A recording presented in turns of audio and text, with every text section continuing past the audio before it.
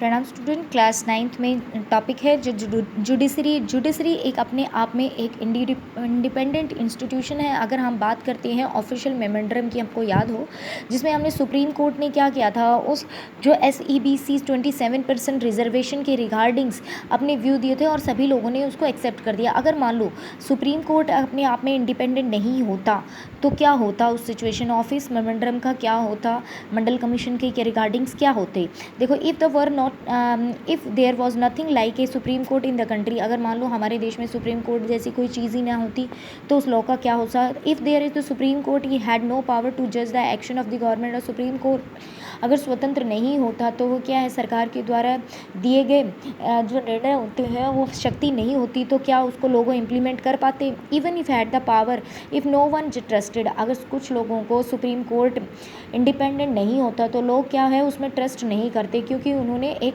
Fair verdict दिया था, सही फैसला दिया था। Even if they gave fair judgement, if those have appeal against the government order did not accept the judgement. तो यहाँ पे कहते हैं कि अगर फेयर जजमेंट हो जाती और उसकी दोबारा अपील करते हैं गवर्नमेंट के खिलाफ और वहाँ पर अगर जजमेंट एक्सेप्ट नहीं होता तो क्या होता। तो यहाँ पे कहने का मतलब है कि हमारा जो जुडिशरी पार्ट है वो इंडिपेंडेंट है और लोगों को उसमें पूरा विश्वास है, इसीलिए वो स्वतंत्र तरीके से जो भी निर्णय देते हैं जहाँ पर लोग उसको एक्सेप्ट करते हैं। Independent power of judiciary is considered initial in the democracy. किसी भी लोकतांत्रिक देश के लिए वहाँ की जो जुडिशरी है, न्यायपालिका है, उसका स्वतंत्र होना ज़रूरी है। जितनी भी कंट्रीज़ है वहाँ पे 3 लेवल्स में क्या है, 3 टाइप्स के कोर्ट्स पाए जाते हैं। ठीक है, पहला Indian judiciary consist of supreme court for entire nation. Supreme court पूरे देश के लिए है, नंबर 1। हाई कोर्ट होता है स्टेट के लिए, डिस्ट्रिक्ट कोर्ट होता है लोकल लेवल्स के लिए। इंडिया में इंटीग्रेटेड जुडिशरी है, यानी कि सभी मिलीजुली है। डिस्ट्रिक्ट कोर्ट से फैसला अगर लोगों का एक्सेप्ट नहीं है तो वो स्टेट कोर्ट में, हाई कोर्ट में जा सकता है और हाई कोर्ट से वो स्टेट कोर्ट में जा सकता है। It means the supreme court control the judicial administration. इसका मतलब है जो सुप्रीम कोर्ट है वो पूरी तरह से न्याय व्यवस्था को एडमिनिस्ट्रेट करता है देश के अंदर। It decide and binding on the all other court, जिसमें सारे जो कोर्ट हैं, जितनी भी अदालतें हैं, उन सभी को एक सूत्र में, एक इंस्टीट्यूशंस में बांधा हुआ है। इट कैंस एनी डिस्प्यूट, वो किस तरह के डिस्प्यूट्स का, एक विवाद को निपटाता है। पहला है इस between citizen and the country, citizen government, ठीक है, नागरिक और देश और सरकार, 2 या 2 से राज्य सरकारों के बीच, या सरकार या केंद्र शासित या स्टेट लेवल पर जितने भी डिस्प्यूट होते हैं उनको सॉल्यूशन किया जाता है। In high court appeal the civil and criminal, high court के अंदर सिविल और क्रिमिनल केसेस को शॉर्ट आउट किया जाता है। It can hear appeal against the decision of the high court, और सुप्रीम कोर्ट हाई कोर्ट के फैसले के रिगार्डिंग भी अपील कर सकता है। Independent of the judiciary means that it is not under the control of legislature और executive. Independent का मतलब है जो हमारी न्यायपालिका है वो किसी भी विधायिका यानी कि लेजिस्लेचर या एग्जीक्यूटिव मतलब गवर्नमेंट के अंदर नहीं आती। द जज डू नॉट एक्ट, द जितने भी जज होते हैं वह सरकार के डायरेक्शन से काम नहीं करते और किसी भी पार्टी के कंट्रोल में नहीं होते। That is why modern democracy have court are independent. इसका मतलब है जो आज के आधुनिक युग में जितने भी कोर्ट हैं वो स्वतंत्र हैं ऑफ लेजिस्लेटिव से और एग्जीक्यूटिव से। इंडिया हैज़ अचीव दिस, और भारत ने इसको बहुत अच्छे से अचीव किया है। द जज of the supreme court and the high court are appointed by the president. ठीक है, जो यहाँ पे ये बता रहा है सुप्रीम कोर्ट और हाई कोर्ट के जो जज हैं वो अपॉइंटमेंट होते हैं देश के राष्ट्रपति द्वारा on the advice of prime minister and consultation of the chief justice of supreme court. Supreme court के चीफ जस्टिस के कंसल्ट करने के बाद ही हाई कोर्ट और सुप्रीम कोर्ट के जज अपॉइंट होते हैं। तो इट मीन्स मेन रोल हो गया chief justice of supreme court. In practice और नाउ मीन्स दैट सीनियर जज of supreme court select the new जज। इसका मतलब हुआ जो सीनियर जज होते हैं वही सुप्रीम कोर्ट के न्यू जजेस को सेलेक्ट करते हैं supreme court and the high court के लिए। It is very little scope to interference of, ये बहुत लिटिल स्कोप होता है कि कोई भी पॉलिटिकल पार्टीज़ है या पॉलिटिकल पार्टी का कोई भी एग्जीक्यूटिव या गवर्नमेंट इंटरफेरेंस करे। सीनियर मोस्ट जज of the supreme court usually appoint the chief justice. जो सीनियर मोस्ट जज होते हैं वो सुप्रीम कोर्ट के वही मोस्टली चीफ जस्टिस को भी इलेक्ट करते हैं। ओनली ए पर्सन अपॉइंट ए जज ऑफ द सुप्रीम कोर्ट और high court, it is nearly impossible और रिमूव। एक बार सुप्रीम कोर्ट और हाई कोर्ट के जज की अपॉइंटमेंट होने के बाद उन्हें हटाया जाना बहुत मुश्किल होता है।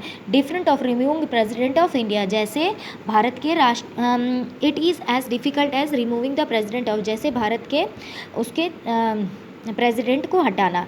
ए जज कैन बी, अब यहाँ पे इंपॉर्टेंट है कि जज को कैसे हटाया जा सकता है। इम्पीचमेंट मोशन, जज के ऊपर इम्पीचमेंट मोशन लगाया जाता है पार्लियामेंट में कि दोनों हाउसेज, लोकसभा और राज्यसभा के दोनों हाउसेज में 2/3 जो सदस्य होते हैं, जो महाअभियोग चलाया जाता है, डिससेटिस्फेक्शन वाली बात प्रेजेंट की जाती है, उसके खिलाफ एविडेंस प्रूव किए जाते हैं, तब उसको हटाया जा सकता है। अदरवाइज कोई भी पॉलिटिकल पार्टी या गवर्नमेंट उसको नहीं हटा सकती।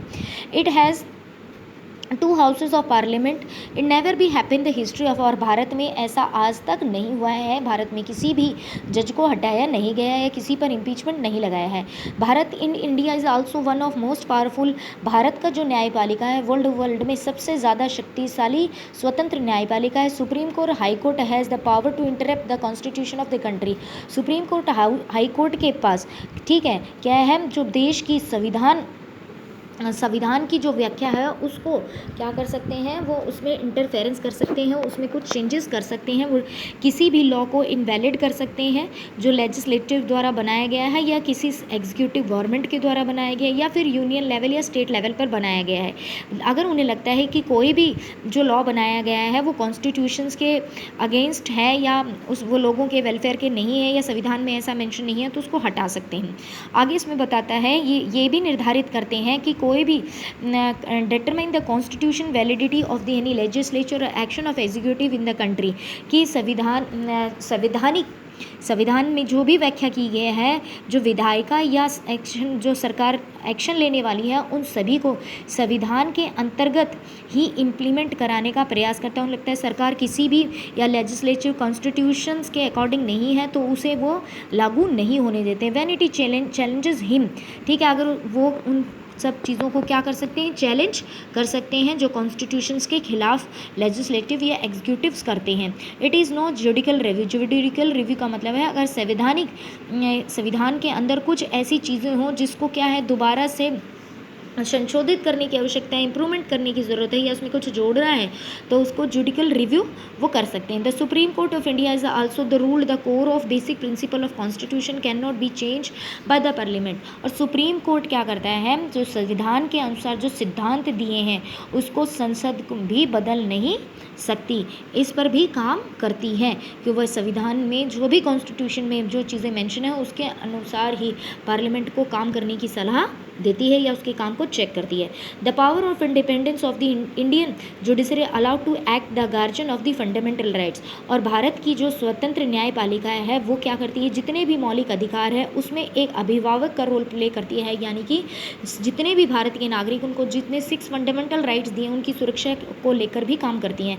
किसी भी व्यक्ति को लगता है कि अगर उसके अधिकारों को वायलेट किया जा रहा है या कहीं पर भेदभाव किया जाता है, और कोई भी व्यक्ति कोर्ट में जा सकता है और उसके लिए अपनी जजमेंट पास कर सकता है, या फिर वह पब्लिक इंटरेस्ट या ह्यूमन राइट्स के रिगार्डिंग भी प्रोटेक्शन करता है, कहीं पर लोगों के हितों की रक्षा के लिए, मानव अधिकारों की रक्षा के लिए भी हमारी इंडिपेंडेंट जुडिशरी काम करती है। और इसके अलावा can approach if the public interest he hurt the action of the government, या गवर्नमेंट के किसी भी काम से मानव या पब्लिक इंटरेस्ट, पब्लिक लोगों के हितों को नुकसान पहुंचता है तो उसके रिगार्डिंग भी वो क्या करती है, पब्लिक इंटरेस्ट लेगिएशंस पर सुनवाई करती है, जिसे कहते हैं उपभोक्ता कानून, जिसे आपने सुना होगा, ठीक है। पब्लिक लॉ जो होता है, भुगता कानून, जिसमें लोगों के साथ कहीं पर भी अगर करप्ट होता है, किसी से ज़्यादा पैसे ले लिए जाते हैं किसी प्रोडक्ट को खरीदने के लिए, तो लोग उसमें कंज्यूमर राइट्स के रिगार्डिंग अपील कर सकते हैं। The court intervene the prevent of misuse of the government power, इसके अलावा जो अदालत है वो सरकार को उनकी में अपनी शक्तियों का गलत उपयोग करने से भी रोकती है। The check the malpractice on the public official, इसके अलावा वह पब्लिक ऑफिशियल्स यानी कि जो पब्लिक से रिलेटेड जितने भी काम होते हैं उसमें माल प्रैक्टिस को भी रोकती है। If the judiciary enjoys high level of confidence among the people, और जिससे बहुत ऊंचे स्तर में लोगों के अंदर बड़ा उत्साह आ जाते हैं। यहाँ कोलिशन गवर्नमेंट कीवर्ड्स दिए हैं बेटा, इनको बहुत अच्छे से आप लोग पढ़ लेना। Thank you and have a nice.